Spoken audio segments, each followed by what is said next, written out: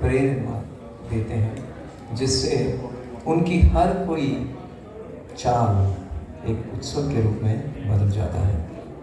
तो आइए आज हम उस उत्सव के बारे में, उत्सव मूर्ति स्वयं भगवान श्री कृष्ण हैं, तो उनकी आविर्भाव तिथि पर उनके बारे में, उनके परम भक्त किस प्रकार से उन्हें हमें परिचय देते हैं, उनके बारे में हम कुछ कथा सुनाएंगे।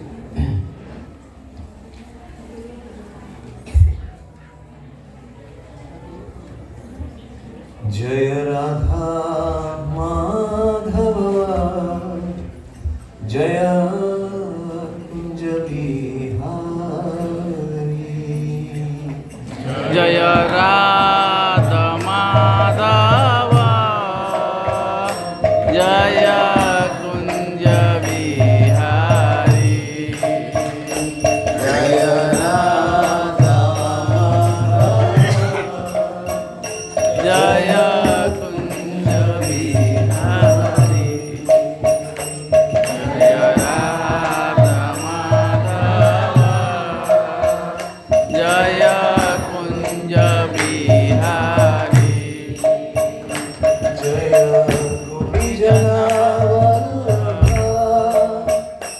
जय गिरिवरधारी, जय गिरिवरधारी, जय गोपी जनावल्लभ जय गिरिवरधारी, जय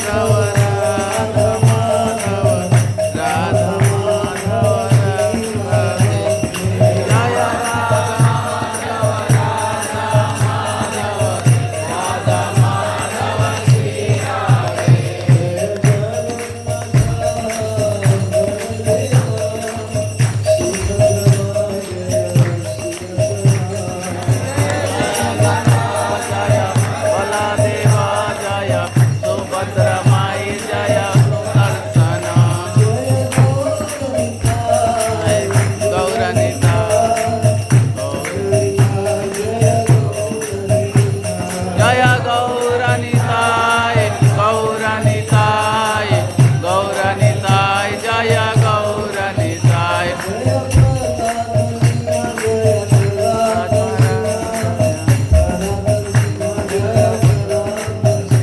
जय बाला नरसिंह जय बाला नरसिंह जय बाला नरसिंह जय बाला नरसिंह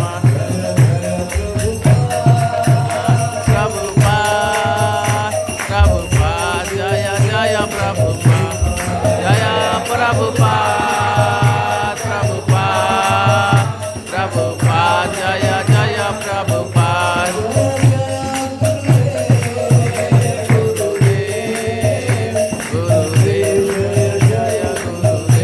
जय जय गुरुदेव गुरुदेव गुरुदेव जय जय गुरुदेव नाम संकीर्तन की जय कृष्ण महामंत्र की जय नाम संकीर्तन की जय गौर सीतानाथ प्रेमानंद हरि हरि बोल आज का उत्सव का नाम कुछ गेम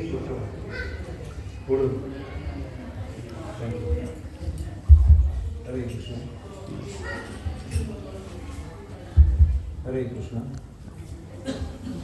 हरे कृष्ण इको इको हरे कृष्ण। आज का उत्सव है श्री जगन्नाथ मिश्रा फीस्ट, अर्थात चैतन्य महाप्रभु के पिता श्री जगन्नाथ मिश्रा थे, जो पश्चिम बंगाल में लगभग 500 वर्ष पूर्व उन्होंने अपने इस पुत्र, जो विश्वंभर के नाम से प्रसिद्ध है, निमाय के नाम से प्रसिद्ध है और गौरहरि के नाम से प्रसिद्ध है,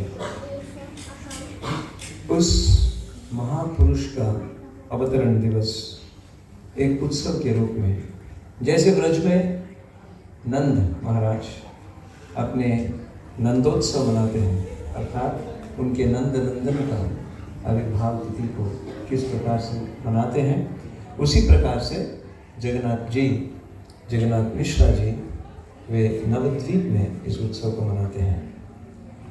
तो चैतन्य महाप्रभु कौन है, उनकी महिमा क्या है, कलयुग में वो सबसे इतना अधिक परिचित क्यों नहीं है, और क्या कारण है कि सब चैतन्य महाप्रभु को इतना नहीं जानते जितना स्वयं भगवान श्री कृष्ण को या प्रभु श्री रामचंद्र को।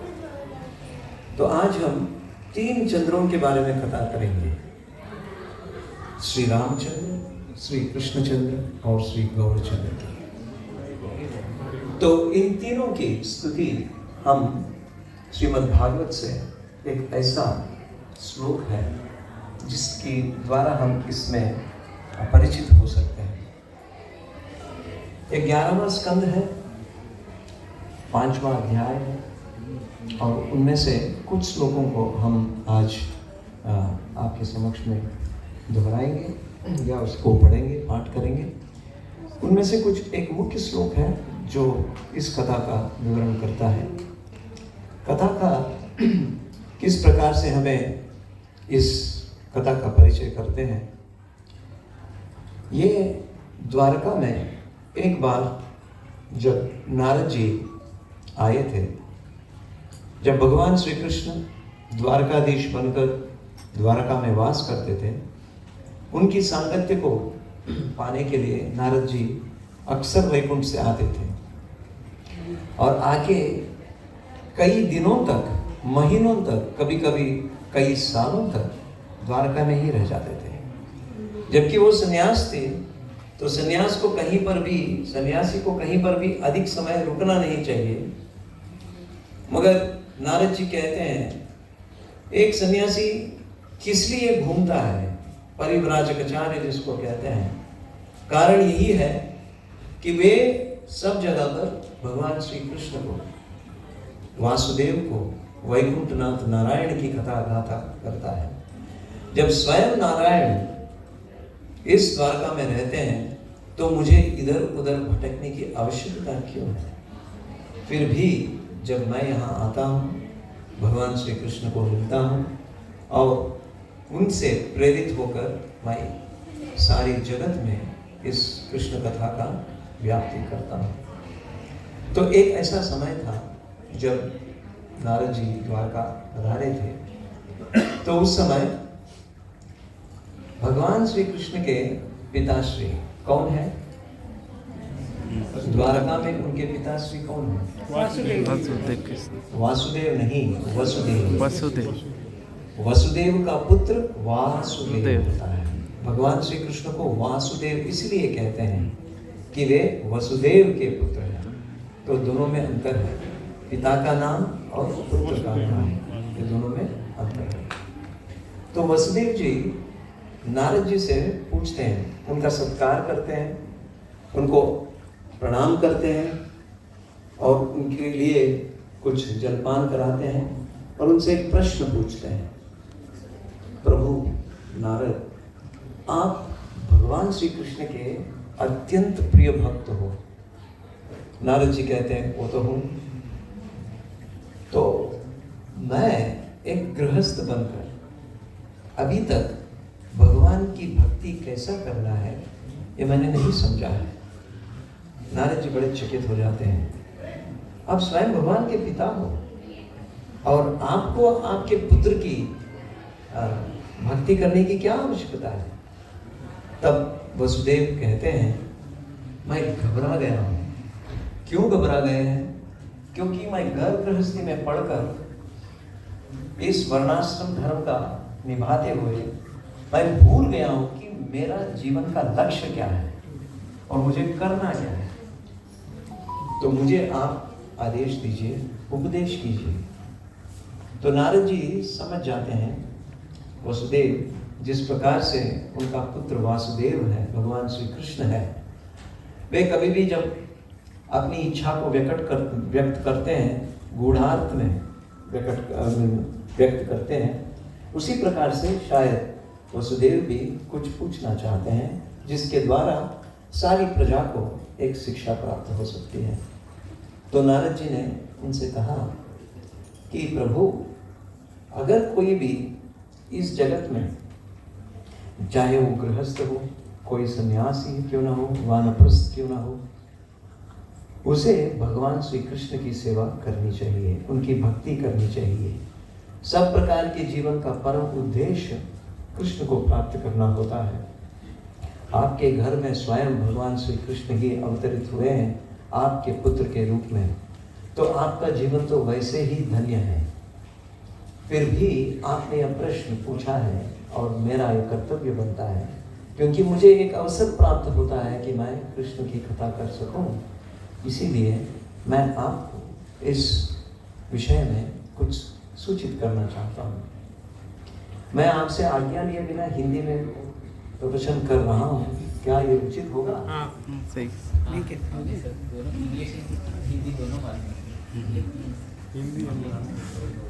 आज कथा को देखने के बाद मुझे प्रेरणा हुई कि मैं हिंदी में कहूँ, इसीलिए आपसे आज्ञा मांगे बिना मैं कर रहा हूँ, क्षमा चाहता हूँ। I beg forgiveness for those who only want to hear in English, that I could speak only today in Hindi. I hope you'll be able to follow. Is there anyone who wants the katha exclusively in English? Someone who does not understand Hindi? Thank you for your blessing. तो वसुदेव जी की इस प्रश्न से नारद जी प्रेरित होकर ये कथा कहते हैं, उन्हें सत्ययुग की तरफ ले जाते हैं। सत्ययुग में एक ऐसी प्रसंग हुई थी, एक महान राजा थे जिनका नाम था निमि, महाराज निमि। और निमि के सभा में अनेक ऐसे भक्तगण आते थे, और जैसे युधिष्ठिर महाराज की सभा में अनेक ऐसे भक्तगण आते थे। स्वयं श्री कृष्ण रहते थे, नारद जी आते थे, व्यास जी आते थे, दूर्वास जी आते थे, असित देवन इत्यादि आते थे। वे सब युधिष्ठिर महाराज के इस सभा में आकर उनकी शोभा बढ़ाते थे, उनकी ख्याति को बढ़ाते थे। इसी तरह से महाराज निमि की सभा में अनेक ऐसे महान संत समागम हुआ करता था। तो उनमें से एक ऐसे बहुत ही दुर्लभ दर्शन के ऐसे संग करने के लिए 9 ऐसे भक्त वहाँ पर संत जो है वहाँ पर आते हैं। कृपा करके एक वयस्क माता जी आ रही हैं, उनके लिए थोड़ा सा स्थान दीजिए, बैठने की व्यवस्था कीजिए प्लीज।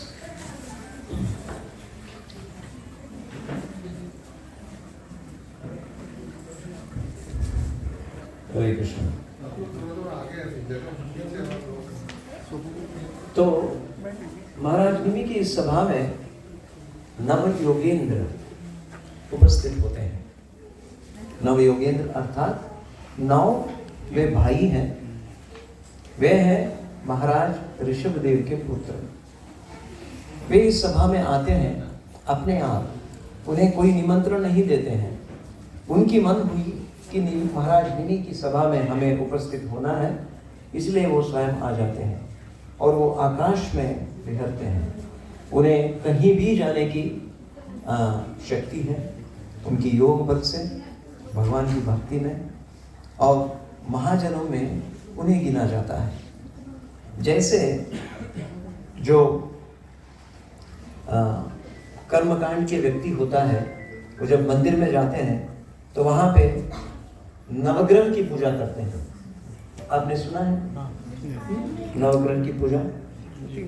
तो जैसे गणेश जी की पूजा होता है, उसी प्रकार से नवग्रह की पूजा होती है, सूर्य की पूजा होती है, अनेक ऐसे व्यक्तियों की पूजा होती है।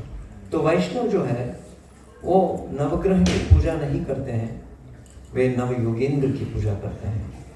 उनको अपने हर कोई कार्यक्रम में उन्हें आमंत्रण देते हैं। तो महाराज निमि बहुत ही उत्साहित हुए, अपने आप में ये नव योगेंद्र वहाँ पर उपस्थित हुए हैं। तो उनसे प्रश्न पूछते हैं, ऐसे धार्मिक प्रश्न पूछते हैं, क्योंकि यह सभा पहले से आयोजित करके हुए ये बना नहीं था, ये आकस्मिक था।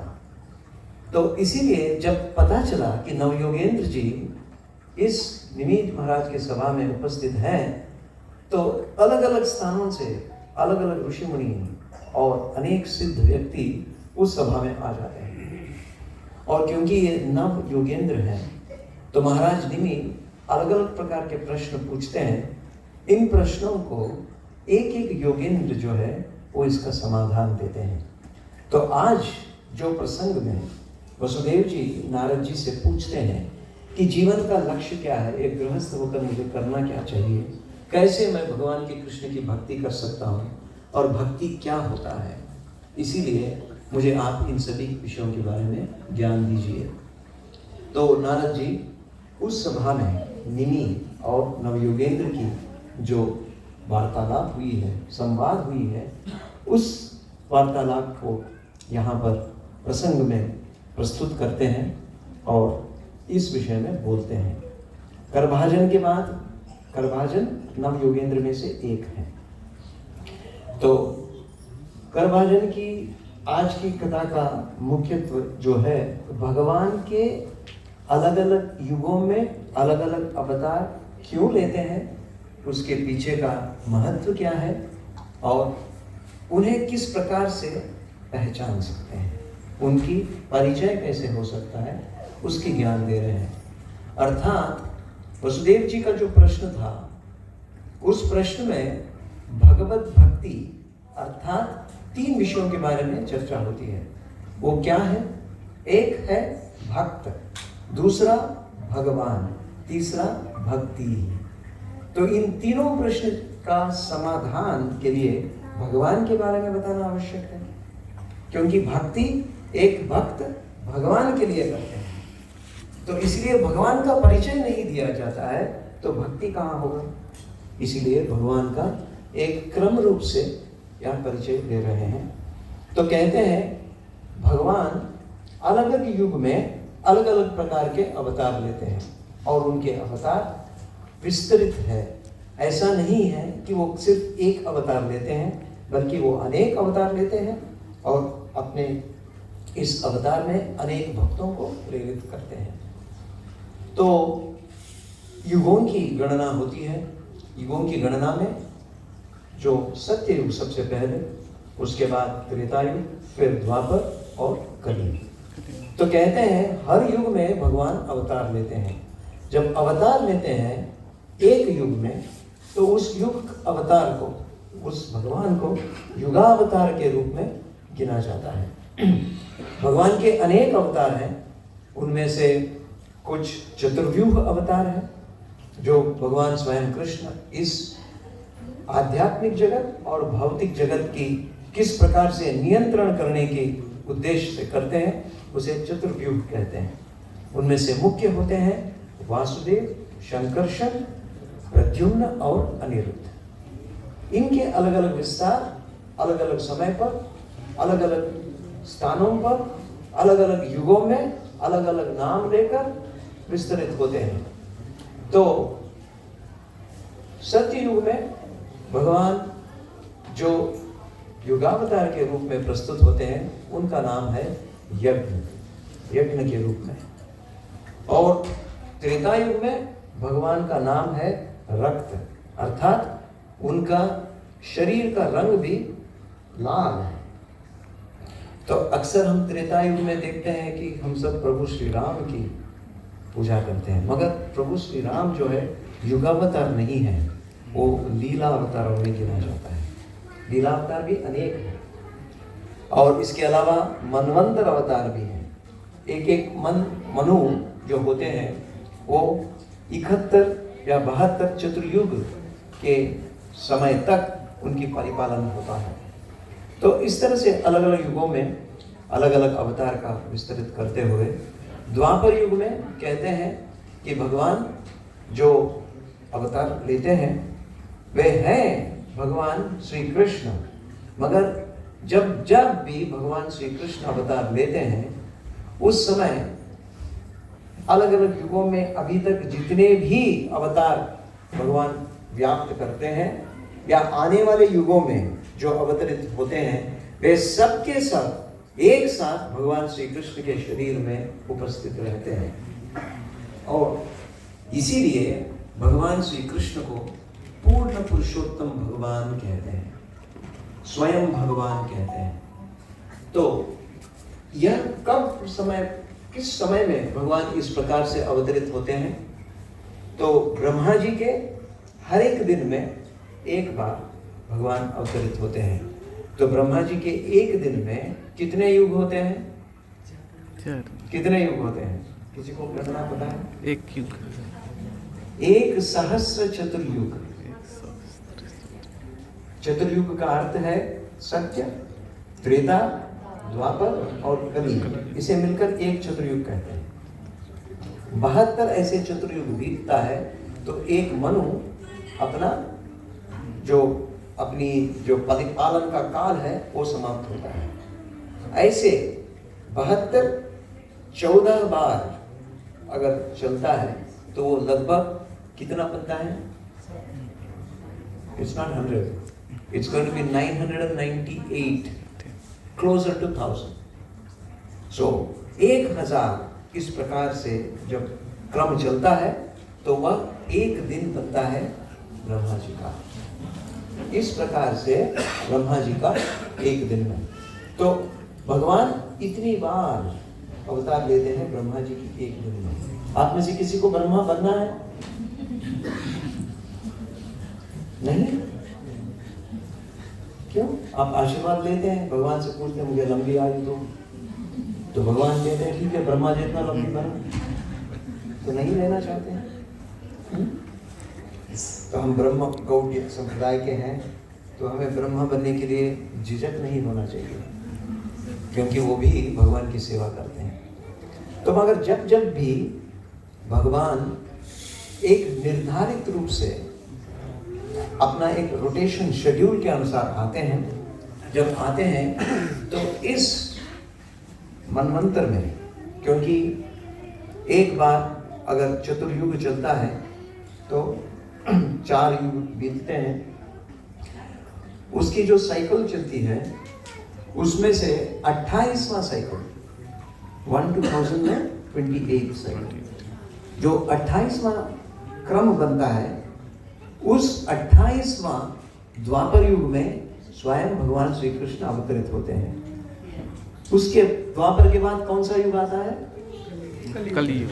कलयुग। 28वां कलयुग में स्वयं भगवान कृष्ण जो है चैतन्य महाप्रभु के रूप में हेम वर्ण अर्थात एक पिघला हुआ सोना की तरह उनका देह की कांति होती है उस युग में। जबकि आप 1 नंबर से लेकर 27वां कलयुग और 29वां नंबर से लेकर 1000 तक का जो गणना करते हैं, उस समय भगवान इस वर्ण में नहीं आते हैं, उस समय वे काले रंग में होते हैं। इसीलिए एक ऐसा उत्तम श्लोक बताया जाता है जिसको जीव गोस्वामी जी अपनी संदर्भ में इसका विवरण देते हैं। कृष्ण वर्णम त्रिषा कृष्णम अकृष्णम। वे कृष्ण है मगर उनकी त्वचा या उनकी जो कांति है, उनकी देह की जो भांति है, वो काला नहीं है। वो केवल 28वां कलयुग में यह संभव है, अन्य युगों में, अन्य कलयुगों में नहीं है। तो ऐसा क्यों है और उनका क्या उद्देश्य है और वो करते क्या है? हर कलयुग में भगवान जब भी आते हैं, उनका एक उद्देश्य है हरिनाम संकीर्तन। मगर इस अवतार में जब 28वां कलयुग में जब भगवान आते हैं, उस हरिनाम संकीर्तन का उद्घाटन करते हैं। बाकी समय में अलग अलग अवतार जब भी आते हैं, वे भी भगवान श्री नाम के ही कीर्तन करते हैं या उसी का प्रेरणा देते हैं, मगर वो कुछ अन्य रूप से होता है। इस युग में जब आते हैं तो हरिनाम अर्थात हरे कृष्ण कृष्ण कृष्ण हरे हरे, हरे राम राम राम हरे हरे। 28वां द्वापर युग अभी 5000 वर्ष पूर्व समाप्त हुआ है। उसके बाद अब कलयुग प्रारंभ हुई है। उसमें 4500 वर्ष बीत चुके हैं। अभी इस समय हम चल रहे हैं जिसमें 500 वर्ष पूर्व चैतन्य महाप्रभु अवतरित हुए हैं। तो क्या आप अपने आप को भाग्यशाली मानते हैं? भगवान श्री कृष्ण के अवतार, फिर उसके बाद तुरंत ही चैतन्य महाप्रभु की अवतार हुआ है।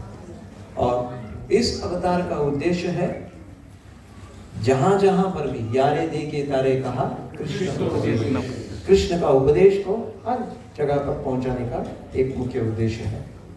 तो भगवान की इस परिचय को देते हुए कारभाजन महर्षि निमि महाराज को बोल रहे हैं कि भगवान सत्य त्रेता द्वापर युगों में अवतार लेते हैं और उस समय कभी वो काले रंग में जैसे द्वापर में, और रक्त रंग में त्रेता युग में, और जो सफेद रंग जो श्वेत है वो सत्ययुग में अवतरित लेते हैं। इसके अलावा वो पीले रंग में भी अवतार लेते हैं।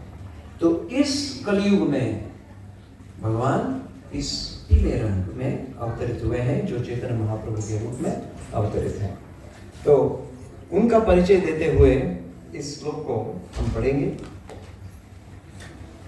2 मुख्य श्लोक हैं जिसे हम पढ़ना चाहेंगे।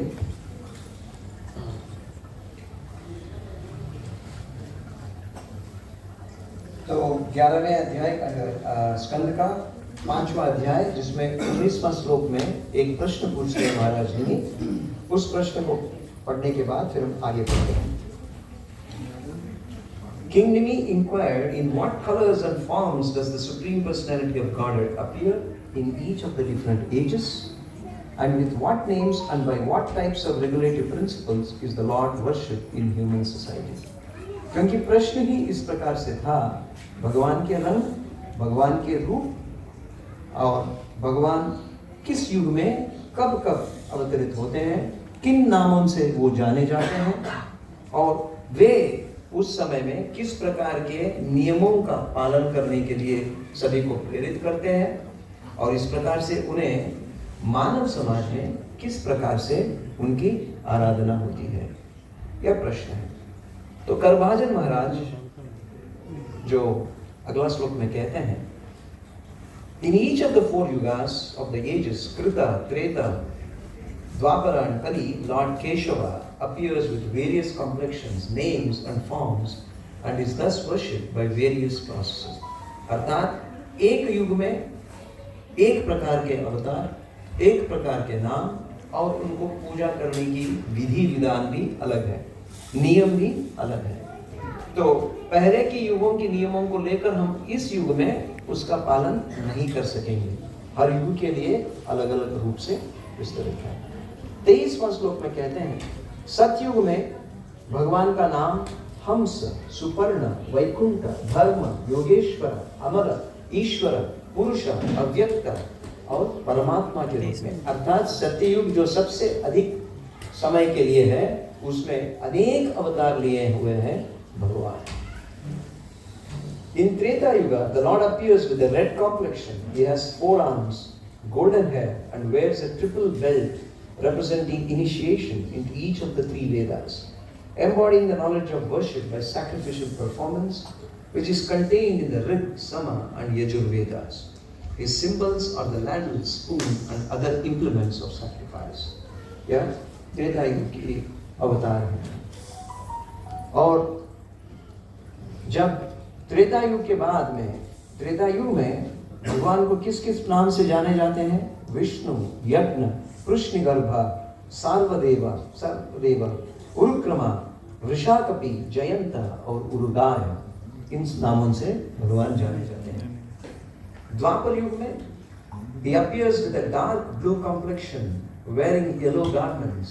The Lord's transcendental body is marked in this incarnation with Srivatsa and other distinctive ornaments. स्वयं भगवान के कुछ प्रत्येक रूप से उनको परिचय करने के लिए या उनका परिचय देने के लिए कुछ ऐसे चिन्ह हैं। उसमें श्रीवत्स अर्थात उनके वक्षस्थल में सफेद बाल हैं। वो बाल एक चक्र के रूप में है, उसे श्रीवत्स कहा जाता है। और वे जो मणियों की हार पहनते हैं उसको कौस्तुभ मणि कहते हैं। और करभाजन महाराज भगवान वासुदेव को अर्थात कृष्ण को इस प्रकार से बोलते हैं या उनकी स्तुति करते हैं, हे प्रभु, आप शंकर वासुदेव, शंकर्षण, प्रद्युम्न और अनिरुद्ध के रूप में अपने आप को विस्तृत करते हैं। हे नारायण ऋषि अर्थात नर और नारायण जो अभी भी बद्रिकाश्रम में रहते हैं, उसके रूप में आप अपने आप को विस्तृत करते हैं और सारे भक्त आपकी इस सेवा में लगे हुए रहते हैं। और आपको अलग अलग जो ग्रंथ हैं उन ग्रंथों के द्वारा आपका परिचय प्राप्त होता है। मगर आप कलयुग में भी भाजे जाते हैं, अर्थात आपकी भजन कलयुग में भी होता है। और कलयुग में आप किस प्रकार से अवतरित होते हैं उसके परिचय भगवान की यहाँ पर दे रहे हैं। कृष्ण वर्णम त्रिषा कृष्णम, कृष्ण वर्णम त्रिषा कृष्णम, संगोपांगास्त्र पार्षदम, संगो ब्रह्मास्त्रमाचलम, यज्ञै संकीर्तन प्रायै, यज्ञै संकीर्तन प्रायै, यजन्ति हि सुमेधसा, यजन्ति हि सुमेधसा। कृष्ण वर्णम त्रिषा कृष्णम, एक कृष्ण है मगर ये वर्णन करते हैं कृष्ण भगवान की। स्वयं कृष्ण है मगर अपना ही वर्णन करते हैं, कृष्ण वर्णम। जो वर्णन करते हैं किसकी वर्णन करते हैं? भगवान श्री कृष्ण की। मगर वे कृष्ण की त्वचा को लेकर नहीं आए हैं, त्रिषा कृष्णम। और उनको जब अवतरित होते हैं, अगर हर युग में अगर देखा जाए तो भगवान कृष्ण जब अवतार लेते हैं वे अपने शंख चक्र गदा पद्म इत्यादि को लेकर अवतरित होते हैं ताकि दुष्टों का नाश हो और जो भक्त हैं उनकी संरक्षण हो और धर्म की स्थापना हो, इसके लिए आते हैं। मगर कलयुग में वो ना कोई चक्र धारण करते हैं, ना कोई गदा, उनके हाथ में ना पद्म है और कोई कमल। तो ऐसे में वो किस रूप में प्रस्तुत होते हैं और वो किस प्रकार से दुष्टों का दमन करते हैं? उसके परिचय देते हुए कह रहे हैं कि वे संग उपांग पार्षद, उनके संघी गण हैं जो उनके विस्तृत रूप हैं, जैसे नित्यानंद प्रभु और अद्वैत आचार्य। और उनका अस्त्र क्या है? क्या आप कभी ये बात समझ सकते हैं कि किसी के पास ऐसा भी अस्त्र होता है जिससे वे किसी को भी अपने नियंत्रण में ला सकते हैं? आपके पास कोई अस्त्र है राजेश्वर कौर? तो यूएई में अलाउड नहीं, अर्थात यूएई में भगवान को भी अलाउड नहीं है इनके हिसाब से। तो कोई और कह सकते हैं? कोई वाणी, भाण, अस्त्र वाणी, वर्ड्स, ओके। जीवा नहीं, अस्त्र की बात कर रहा हूँ।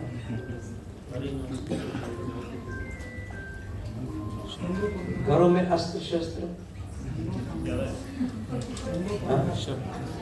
सारे यहाँ पे प्रभुगण हरि नाम संकीर्तन बिल्कुल ध्यान में चले गए हैं क्योंकि उनके ध्यान में, उनके घर में दुर्गा जी वास करते हैं। वो अष्टभुजाओं से है, अष्ट प्रकार के अस्त्रों से है। हाँ? तो अस्त्र क्या है? प्रभुगण से आप परिचय दे सकते हैं। हरि नाम संकीर्तन, तो चैतन्य चैंटिंग माला, महाप्रभु जो इस अवतार में गूढ़ रूप से बताया जा रहा है, उनका अस्त्र क्या है? क्योंकि संग उपांग अस्त्र कह रहे हैं, उनके दो अस्त्र हैं। एक है उनका सौंदर्य, सौंदर्य से किसी को भी मुग्ध कर देते हैं, उनका एक अस्त्र है। और दूसरा है उनका माधुर्य, अर्थात उनका संग जो भी करता है वो निश्चित रूप से भक्त बनना ही है। उसके उदाहरण है जगाए मदाए जैसे, जो अति तीव्र तरीके से जो सभी भक्तों के समाज में या अन्य समाज में जो इतना हलभली मचा चुके थे, वे भी भगवान के इस माधुर्य से, उनकी सौंदर्य से पूर्ण तरह से आकृष्ट हो गए थे।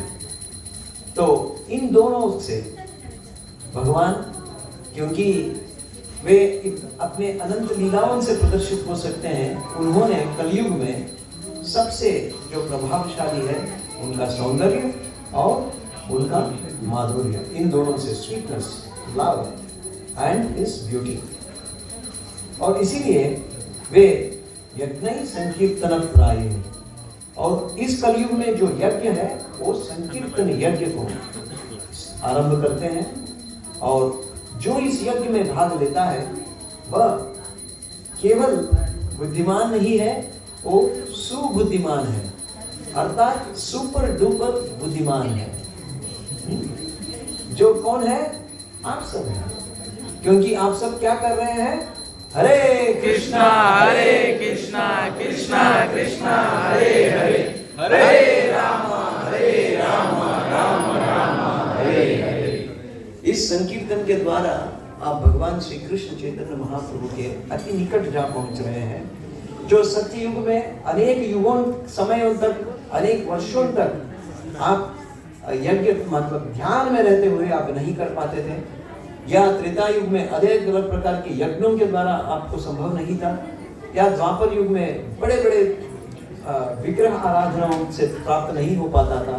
वो इस कलयुग में केवल संकीर्तन के द्वारा, भगवान की नाम स्तुति के द्वारा आपको संभव हो पाता है। तो ये भगवान श्री कृष्ण चैतन्य महाप्रभु की एक विशेषता है। इसके बाद अगला जो उसे छोड़कर मैं उपांग, अर्थात भगवान के जो भक्तगण हैं वे सब उनके अंग के रूप में विस्तृत हैं। इसके बाद मैं 34वां श्लोक पढ़ना चाहता हूँ इसी अध्याय से, जो आज की इस कथा का मुख्य श्लोक है। ये 11वें अध्याय का 5वां 11वें स्कंद का 5वां अध्याय का 34वां श्लोक।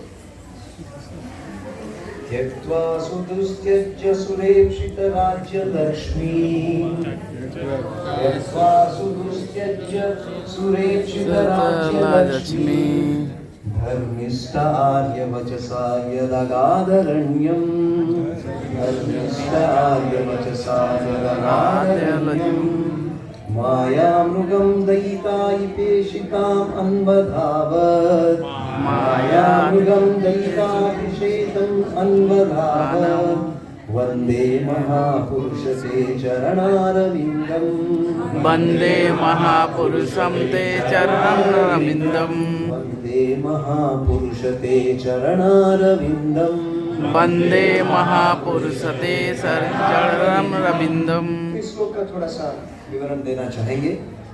हमारे पास कितना समय है?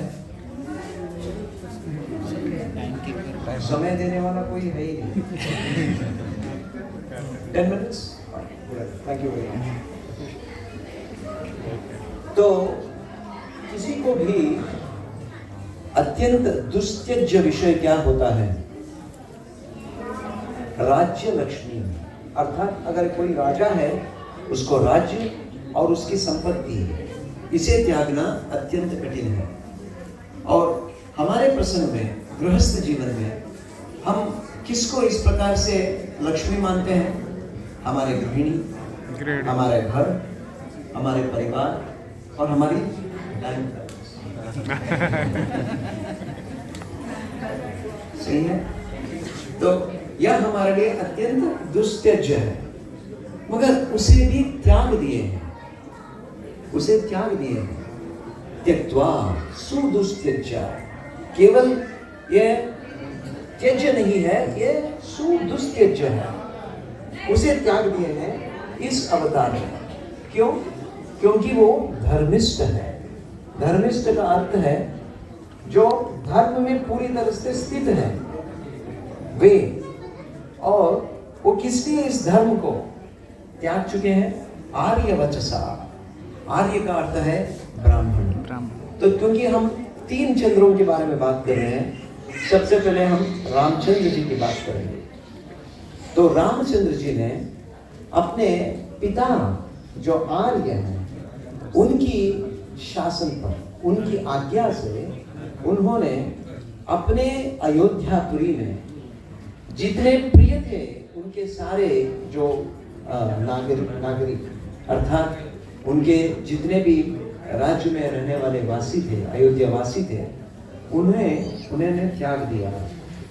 और जो राज्य लक्ष्मी है अर्थात माता सीता को भी उन्होंने त्याग दिया था। अर्थात उनको लेकर वे इस अयोध्यापुरी को छोड़कर वन में चले गए थे। क्यों चले गए थे? माया मृगा, अर्थात माता सीता को प्रसन्न करने के लिए एक मृग के पीछे वो भागे थे। क्यों? क्योंकि उस मृग को देने के लिए, हिरण को देने के लिए, उनको लाकर देने, सोने का हिरण था, उसे लाने के लिए स्वयं वो वन में चले गए थे। ऐसे भगवान श्री रामचंद्र की इस श्लोक के द्वारा भी सूचना प्राप्त होती है। इसके अलावा कृष्णचंद्र की, भगवान श्री कृष्ण का, इसमें किस प्रकार से यह बात कहा जा सकता है? क्योंकि धर्म की संस्थापना करते हैं भगवान श्री कृष्ण, और उन्होंने आर्य वचसा अर्थात जब अक्रूर वृंदावन में आए थे और उस वृंदावन में आने के बाद जब उनसे आग्रह किया था तो मथुरा चले गए थे। उस मथुरा में अच्छी तरह से वास करते थे, कंस का विनाश किए थे, फिर उसके बाद कई साल वास किए थे, फिर उसके बाद वो द्वारिका चले गए। तो मथुरा को छोड़ना इतना आसान नहीं था, और उस मथुरा को जहां पर सारी संपत्ति थी, उस संपत्ति को भी भगवान श्री कृष्ण ने छोड़कर द्वारका की ओर चले गए थे। तो उसी तरह से चैतन्य महाप्रभु का जो गौरचंद्र के रूप में अवतरित हुए, उन्होंने जो लक्ष्मी के समान अपनी पत्नी जो विष्णु प्रिया थी उन्हें त्याग किया, और वो भी इसलिए त्याग किया था। एक बार कथा का प्रसंग में, जब श्रीवास आंगन में, श्रीवास ठाकुर के घर में जब संकीर्तन हो रहा था, उस संकीर्तन में सबको प्रवेश नहीं था, क्योंकि वो बड़े गुप्त रूप से संकीर्तन कर रहे थे। तो उनकी संकीर्तन की ख्याति को सुनकर एक ब्राह्मण नवद्वीप में उस संकीर्तन में भाग लेने के लिए उपस्थित हुए थे, मगर दरवाजा बंद था, उनको प्रवेश नहीं मिला। तो उस समय उस ब्राह्मण ने श्राप दिया चैतन्य महाप्रभु को कि क्योंकि आपने मुझे आपके संकीर्तन यज्ञ में भाग देने से वंचित कर दिया है, तो मैं आपको श्राप देता हूं, कोई भी भौतिक सुख आपके पास आएगा ही नहीं। तो भगवान श्री कृष्ण ने चैतन्य महाप्रभु के रूप में इस श्राप को वरदान के रूप में स्वीकार किया। उन्होंने कहा, मेरे अवतार का उद्देश्य आपके श्राप के द्वारा पूर्ण होगा, क्योंकि आप ब्राह्मण हैं, इसलिए आपका वचन कभी भी निरर्थक नहीं होना चाहिए। मैं आपके वचन का पूरा श्रेय दे रहा हूं, और इसीलिए मैं इस अवतार में संन्यास ग्रहण करते हुए मैं अपनी सुराज्य लक्ष्मी को मैं त्याग देता हूं, और मैं वन की ओर माया मृगम। तो चैतन्य महाप्रभु कौन सी माया में, कौन सी मृग के पीछे जा रहे हैं? तो यहाँ पे कहा जाता है, जो इस कलयुग में जितने भी वासी हैं वे माया के पीछे जा रहे हैं। मृग की तरह, मृग तृष्णा के आकर्षण में हम उस माया के चंगुल में पड़कर उसके पीछे दौड़ रहे हैं, और चैतन्य महाप्रभु हमारे पीछे पीछे दौड़ते हुए हमें उनकी भक्ति देने के लिए दौड़ रहे हैं। इसीलिए श्री गौरचंद्र को इस उद्देश्य से यहाँ कहा जाता है मायामृतम दयितया, अर्थात उनको इतनी दया स्वरूप है, औदार्य स्वरूप है, वे कलयुग के जीवन में, कलयुग के वासियों को पावन करने के लिए वो हमारे पीछे पीछे जा रहे हैं। तो आप देख रहे हैं कि कलयुग के वासियों में ना कोई तप करने की शक्ति है, ना कोई दृढ़ संकल्प है, ना ही कोई व्यवस्था। तो ऐसे में भगवान की भक्ति और उनकी मुक्ति का साधन क्या है? तो एक बार भक्ति सिद्धांत सरस्वती ठाकुर, जो श्रील भक्ति वेदांत स्वामी प्रभुपाद इस्कॉन के संस्थापक आचार्य, उनके गुरु महाराज, उनसे पूछा गया था कि कलयुग में हम कैसे लोगों को भगवान के भक्त बना सकते हैं। तो भक्ति सिद्धांत सरस्वती ठाकुर ने कहा कि पूर्व के समय में जब लोग अपना 50वां वर्ष बीतता था, तो वानप्रस्थ ग्रहण करते हुए वो वन की ओर जाते थे, वानप्रस्थ। मगर आज के समय में 90 साल होने के बाद भी घर नहीं छोड़ते हैं, तो वन को भी घर बनाकर वास कर रहे हैं। वृंदावन भी पहले जैसा नहीं रहा। अब हर गली गली में आपको मल्टी स्टोरी बिल्डिंग मिल रहा है वृंदावन में। तो ऐसे में भक्त कैसे बनाया जा सकता है? तो भक्ति सिद्धांत सरस्वती ठाकुर ने कहा, घर में घुस के, अर्थात हर एक के भक्त के घर में घुसो। कोई भी समाज में, कोई भी कहीं पर भी रहो, उसके घर में जाओ। इसीलिए यारे देखे तारे कहा कृष्ण उपदेश, क्योंकि वे लोग वन में नहीं आएंगे, इसलिए वन में रहने वाले संत जो है घर के अंदर घुसेंगे और उनको भगवान की भक्ति देंगे। ये चैतन्य महाप्रभु की परम कृपा है। इस तरह से माया मृगापिशेताम, अर्थात माया मृग के पीछे जो माया से ग्रस्त हैं गृहस्थ, उनके जीवन को उद्धार करने के लिए चैतन्य महाप्रभु जो गौरचंद्र के रूप में आए हुए हैं, अन्नधावत, वो कभी थकते नहीं हैं, बिना थके हुए। जैसे श्रील प्रभुपाद जी 70 वर्ष के आयुष में भी वे बिना थके हुए पाश्चात्य देश में जाकर भगवान के भक्त बनाए, और इसी तरह से उनके अनुयायी। तो हम सभी का कर्तव्य बनता है कि हम इसी प्रकार से इनकी अनुयायी बने और हम इस प्रचार के कार्य में पूर्ण तरह से मग्न होकर इस कार्यक्रम को करें, ताकि हमें इनकी कृपा प्राप्त हो। ऐसे भगवान श्री कृष्ण जो चैतन्य महाप्रभु के रूप में इस कलयुग में अवतरित हुए हैं, महापुरुष, उस महापुरुष का हम वंदन करते हैं। कैसे वंदन करेंगे? वंदे महापुरुष ते चरणारविंदम, वंदे महापुरुषं चरणारविंदम। उनकी चरणारविंद को हम बार बार वंदन करते हुए इस कलयुग में अत्यंत ही औदार्य रूप में, दयालु के रूप में आए हुए हैं। उनका हम ध्यान करें, उनकी दी गई महामंत्र को स्वीकार करें और उनके द्वारा प्रेरित उनके भक्तगणों की सेवा करें। इस प्रकार से कलयुग में भगवान का अवतार हुआ है और यह उद्देश्य है जिसे इस तिथि में, जगन्नाथ मिश्रा के नंदोत्सव के तिथि में हम इसकी उत्सव का मना रहे हैं। और आप सभी को बहुत बहुत धन्यवाद देता हूँ जो आज इस सभा में आप उपस्थित होकर इस कृष्ण कथा को, गौर कथा को सुने हैं।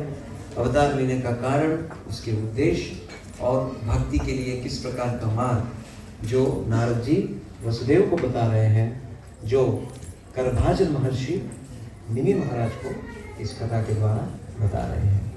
हरे कृष्णा हरे कृष्णा। कृपा सिंधु पतितानां पावनेभ्यो वैष्णवेभ्यो अनंत कोटि वैष्णव वृंद की जय। जय। प्रभुपाद की जय। उपस्थित गौर भक्त वृंद की जय। हरे कृष्णा कृष्णा कृष्णा हरे हरे, हरे राम राम राम हरे हरे। मैं इस सभा की कार्यकर्ताओं को बहुत बहुत धन्यवाद देना चाहता हूँ जो इतनी सुंदर से इस सभा का आयोजन किए हैं। हम सबको यहाँ पर शरण दिया गया है। इस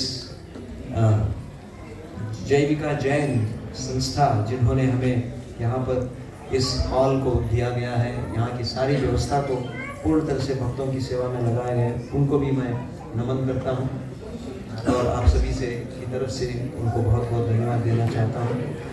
और हमारे अनंत रूप गौरव प्रभु और अन्य भक्तों ने जो इस कार्यक्रम का आयोजन कर रहे हैं और अनेक बच्चे जो अभी नाटक के द्वारा हमें चैतन्य महाप्रभु की और लीलाओं के परिचय दे रहे हैं, कीर्तन करने वाले हमारे बच्चों का टीम और अलग अलग प्रकार की जो व्यवस्था यहाँ पर भक्तों ने प्रसाद के रूप में, भोग के रूप में लाए हैं,